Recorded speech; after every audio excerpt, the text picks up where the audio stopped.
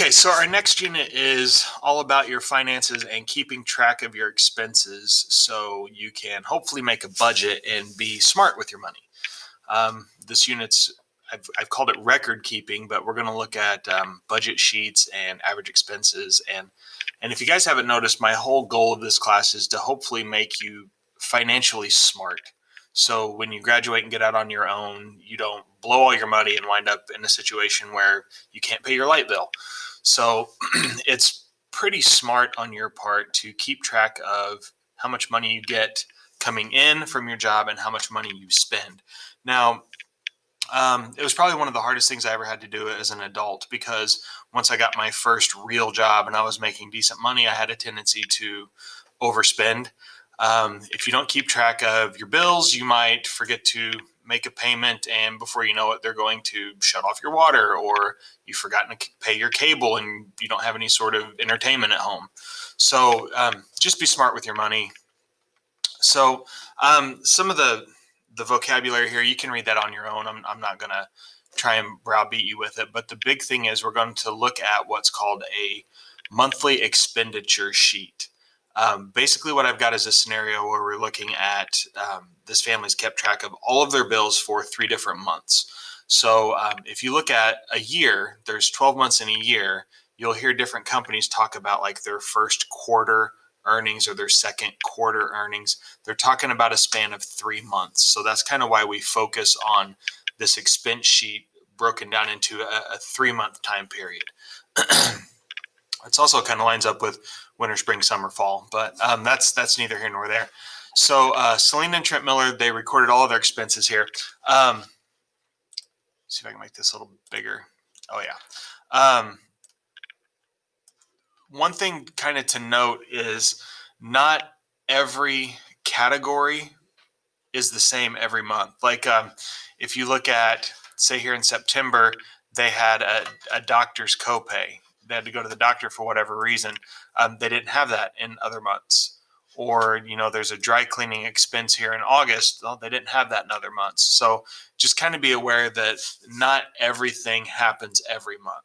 But there are some common thorough lines here, like they pay their mortgage every single month.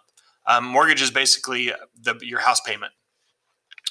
They purchase groceries every month. They pay their electricity bill every month. You can kind of see what I'm getting at here. So we're going to look at an average electrical bill. So we've got a span of 3 different months here. I've got, change to a different color here so it's all the same.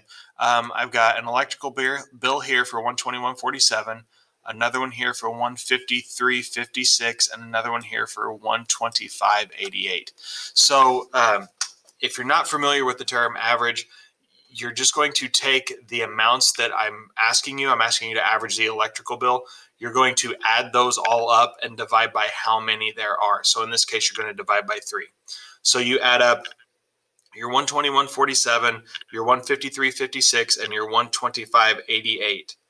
Okay, that is, sorry, when I add all those up, my total for that before I actually divide, my total is $491.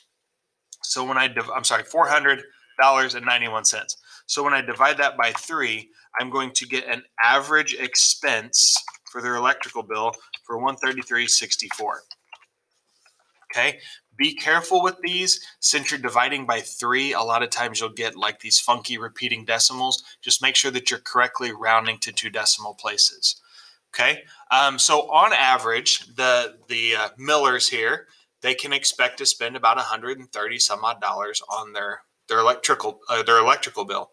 Now, some things that might kind of make that swing a little bit later, because September it's starting to get a little cooler. You get into November and December, it's probably getting pretty cold. Their electrical bill might go up quite a bit depending on how their household is heated. If they run on like a propane furnace or something like that, it'll be a little bit different because that's not electrical. But just so you kind of know what's going on, you'll see some fluctuations in these prices here. I know like my water bill is pretty much the same every single month. We take about the same number of showers every month, wash about the same number of clothes. So I don't know if that's their water bill here.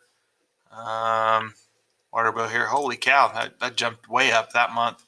Maybe they took a whole bunch of baths in August. I don't know, but that's what we're looking at here, just average expenses. So if you look at, and I can't really scroll back and forth here, but I'm going to find some average expenses for July, August, and September. So what I did here was I copied them down.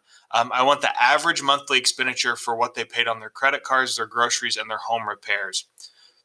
So literally, you're going to go through, and these are the values for credit card payment for the 3 months that were across there, that quarter. I'm going to add these up: 121.74, 298.65, and 171.28. Add those up, divide by 3. That's $197. Okay, this averages out to 197.22. Oh, forgot my dollar sign there. Forgive me, guys. 197.22 is the average for those 3 months. Groceries, same thing. Add them up: 275, 319, and 285.92. So when you add those up, divide by 3. That is 293.31 when I round. All right. So the home repairs was a little bit kind of a curveball. When you go back and look at the chart here, their home repairs, they only had home repairs listed for 2 months, but you're still averaging for the 3 months of the quarter. So when you go back, you're going to add these up and you're still going to divide by 3. So 275, 68, 96.45. So I'm trying to find their average monthly. Since it was a 3 month span, their average for that one is 124.04.